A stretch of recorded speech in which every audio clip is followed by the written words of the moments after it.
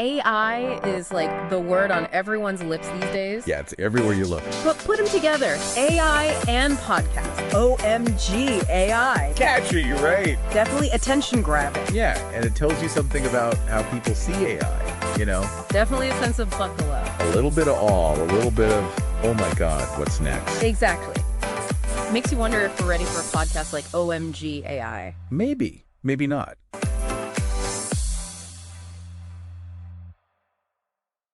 Okay, so you've got these clusters of lights in the night sky over New Jersey. Mm-hmm.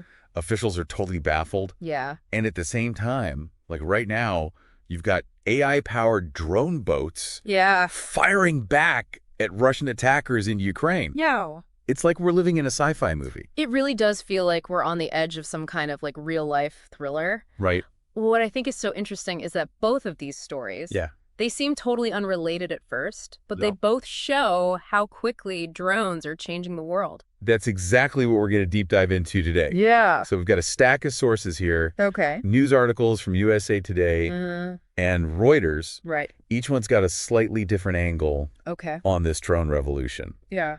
But we're not just going to stick to the headlines. Yeah, at all. We're going to unpack what this means. Yeah. Especially for you listening at home. Exactly. Because this tech is already impacting all of our lives. Yeah, you go. So let's kick things off with those New Jersey sightings. Right. Multiple witnesses. Okay. These strange lights. Uh-huh. Officials are like, what is going on? Yeah, it definitely sparks some curiosity. Right. And nobody seems to have any good answers. That's the crazy part. Yeah, and when there's no explanation, that's when the speculation starts. Yeah. You know? Which is totally understandable. Absolutely. Especially with how mysterious all of this is. Yeah. But to make it even more intriguing, Senator Schumer is actually calling for better drone detection tech. Really? Yeah. He specifically mentioned Raman radar systems. Okay. And their 360-degree radar. Interesting. So what's special about this tech? Well, a lot of the radar systems that we use now, they've got these blind spots. Oh, interesting. Yeah, which means they can miss things. Yeah, that makes sense. But with this 360-degree coverage, it's like you're creating this complete bubble of detection. I see. Catching everything that flies into that range. So, yeah, it's a major upgrade for security. Yeah, that makes sense. Yeah. But here's where it gets even more complicated. Okay. Congresswoman Maliotakis is saying that the government's hiding something. Right. Okay. But then you've got Congressman Himes blaming the FAA. Okay. He says it's just poor communication. I see. And he's positive it's not aliens or some foreign power. Okay. You right? know? It just shows you how the same information can be spun in so many different ways. Right. And it's also a great reminder to think critically and not jump to conclusions when we really don't have all the facts yet. That's so true. And then you've got former Governor Christie. Oh, wow. Saying he saw one of these drones himself. No way. Over his house. Really? Yeah, and he wants the state police to be able to shoot them down. Wow, He said, I've lived here for 30 years. Okay. Never seen anything like it. Yeah, when he brings up a personal experience like that, it really adds some weight to these concerns. It brings up even more questions, right? Totally. About privacy, about how much force is appropriate, and about what it means to feel safe in your own home when technology is changing so fast. You got it. But then, here's the kicker. Okay. The FBI and Homeland Security are saying that most of these sightings are probably not even drones. What? I know, right? That's really interesting. Yeah. So Harry D. Reen, this engineering expert, he suggested that maybe a few genuine drone sightings might have led to this, like, mass misidentification. Right. So people see something weird in the sky, and since it's all over the news, they just assume it's a drone. Automatically, yeah. So we've got all this mystery and intrigue and, like, tons of uncertainty. Right. Let's shift gears a little bit. Okay. And talk about how drones are actually being used in combat. Okay. Like, specifically in Ukraine. Sounds good. Here we're moving from speculation to, like, confirmed tech. Okay. Right. Ukraine's been using these unmanned sea babies. Sea babies? Yeah, it's essentially a robot boat. What? With machine guns. Wow. And they're targeting Russian forces. No way. And the crazy part is, these boats seem to be using AI to aim and fire on their own. Wow. So like the boat's making its own decisions about when to attack? That's insane. Right. It's really a stark example of how quickly we're using AI in war. Right. And it's not just at sea, it's happening in the air, too. Right. The Washington Post reported that Ukrainian drone operators were secretly deployed to Syria. Wow. And they actually helped to bring down the Assad regime. So this isn't like just hobbyist drone tech anymore. Not at all. This stuff is shaping world events. Absolutely. You know? Yeah. Kathleen Hicks, she's a U.S. defense official. She actually said that the character of warfare is changing. I mean, what does that even mean for... you know, the average person. Yeah, it means that the way we think about conflict, the way that wars are fought, and the tech that's used, all of it's changing, like really fast. Yeah, it's hard to keep up. It really is. So let's talk about this drone revolution. Okay. It's not just about little flying cameras anymore, right? No, not at all. You've got companies like Anduril. Okay. They're building some pretty advanced systems. I see. Like the Ghost Shark. What's that? It's a robot submarine. Whoa. Designed for Australia. Okay. But it's the size of a school bus. Wait, a school bus-sized robot submarine? Yeah. That's crazy. I know. It gives you an idea of, like, the scale and sophistication of what we're dealing with. Wow. And Anduril's not just supplying Australia. Okay. They're selling drones to Taiwan, too. I see. Including Switchblade and Altius loitering munitions. What are those? So those are essentially drones that can circle above a battlefield and then dive down to attack. Wow, so they can just choose when and where to attack. That's a big deal. Yeah, it is. Right. Yeah, those names and stuff might sound like jargon, I guess. Yeah. But they represent a pretty big shift in how we're going to fight wars in the future. Yeah. And the U.S. is taking notice. How so? Well, they've started this replicator initiative. What's that? It's a plan to basically buy a ton of drones by 2025. So the U.S. is preparing for a future where drone warfare is like the norm. It seems that way. And that brings us to AI. Yeah. And its role in all of this. Right. That's a huge part of it. Yeah. You know, companies like Helsing are developing AI-powered drones for Ukraine. Oh, I see. And these drones can fly through heavy jamming. Oh, wow. So they're super hard to stop. Right. And in the Pacific, drones are becoming key to the U.S. strategy against China. Interesting. Especially when it comes to Taiwan. Yeah. You know, Admiral John Aquilino. Yeah. He's the commander of the U.S. Indo-Pacific Command. He said that he wants to be able to hit 1,000 targets in the first 24 hours of any conflict. That's a lot. It is, and it really shows just how important drones will be in any future conflict. Right. And this isn't just like theoretical stuff either. Right. The amount of investment in this area is huge. Yeah. I mean, Anduril, for example, they're valued at $14 billion. That's $14 billion. Yeah. That's more than some countries' GDPs. It's true, and they've partnered with Palantir. I see. You know, another tech giant to share data and train AI systems. It's clear that people are taking this tech seriously. Oh, yeah, no doubt. Yeah. The Brookings Institute reported that the Pentagon's spending on AI has gone up by 150%. Wow. Yeah, so it doesn't look like it's slowing down anytime soon. But before we get carried away with all the cool stuff, it's important to remember that tech alone doesn't win wars. Right.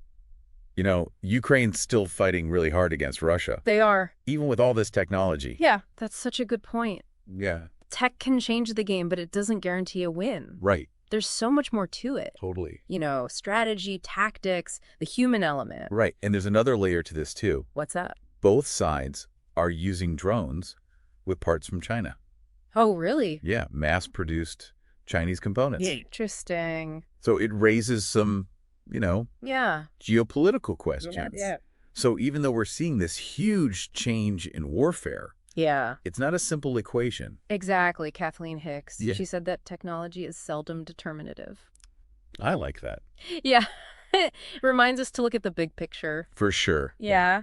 Absolutely. So we've been talking about robot submarines and AI drones on the battlefield and all. I bet you're wondering, like, how does this affect me? Right. How does this affect my life? Yeah, that's a great question. Right. And a lot of people are asking that. Yeah. It's not just about wars far away. This tech is already starting to have an impact closer to home. So how does something like a Ghost Shark or those Switchblade drones translate to Main Street? Well, think about it. Companies like Amazon, They're already using drones to deliver packages. I've seen the videos. Right. You order something online, and boom, a drone drops it off. Yeah, it's cool, but also kind of weird. What happens to all the delivery drivers? Right.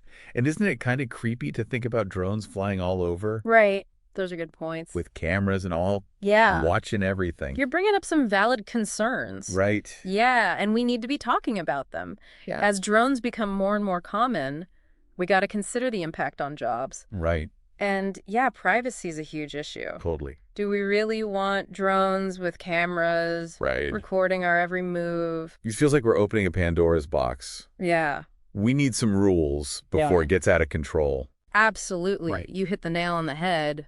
We need some good regulations and safeguards to make sure all this tech is used responsibly. It's not just about privacy either. Right. There's also the question of safety and security. Yeah. Like, what if a drone malfunctions and falls out of the sky? On someone's head. Right. Or worse, what if someone hacks a drone? All right. Uses it to do something dangerous? Exactly. I read somewhere that there's even a black market for drones. Really? Yeah, so they could easily end up in the wrong hands. That's scary.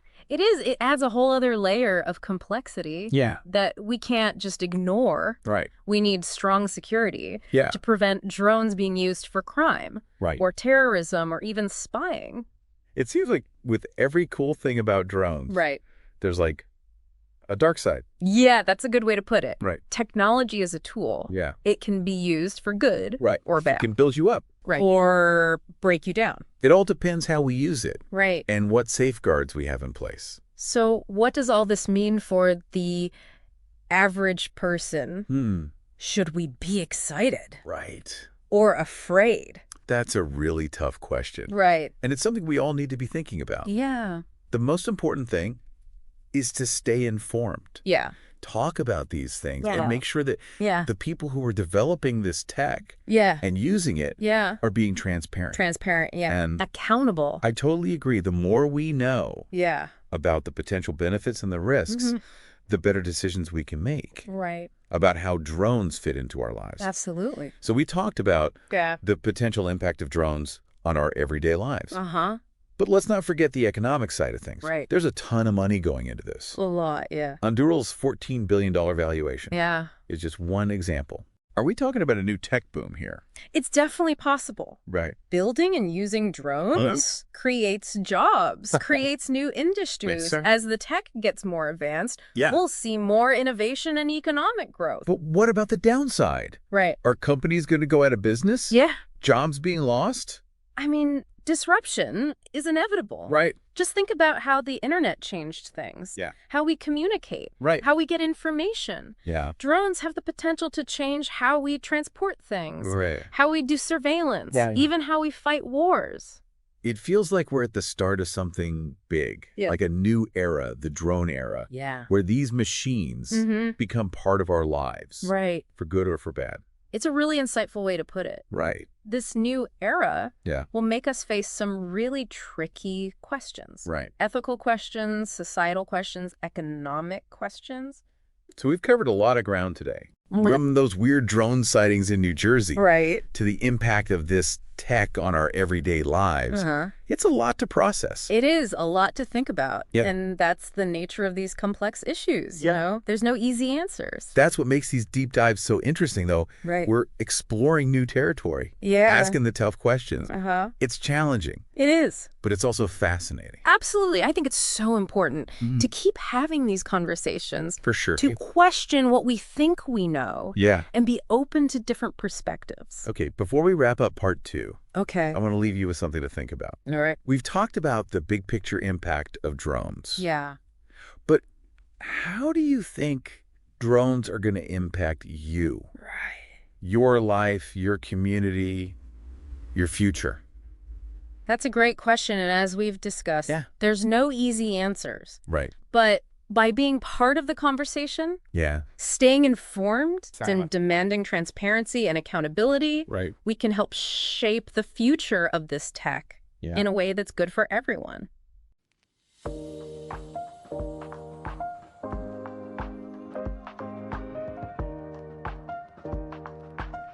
Are you looking to upskill your team in AI? Check out your Academy AI. Their expert AI training team has enabled some of the world's top companies to effectively adopt AI. Your team gains critical skills that lay the foundation for responsible innovation. From AI fundamentals, AI policy governance and ethics, to AI tool evaluation and building AI agents. To learn more, visit the link in the show notes.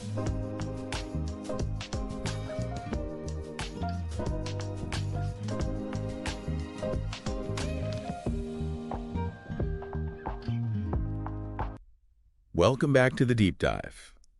We've been talking about the drone revolution, unexplained sightings, AI-powered drones in warfare. Right. Even in our daily lives. Yeah. But there's another piece of this we haven't really talked about. You're right. We've talked about the practical stuff. Yeah. But there's also some big ethical and philosophical questions. Right, the what does it all mean questions. Yeah. So what are some of the ethical and philosophical dimensions of this tech? Yeah. So think about this. Drones are becoming more autonomous. They're capable of making decisions without a human controlling them. Yeah, that's kind of scary. Yeah, we're in uncharted territory. Right. It raises questions about responsibility and even morality. Like those Ukrainian sea babies firing on their own. Exactly. Is that a machine making a life or death decision? Right. It's not sci-fi anymore. Right. This is something we have to deal with. Yeah. And it brings up these tough questions like, who's accountable when an AI drone messes up? Right. What are the rules for autonomous weapons? Yeah. Do we even have a way to think about these things? It's a minefield, right? It is. Are there even any right answers? That's the challenge. Yeah. We're facing all these new ethical dilemmas. Yeah.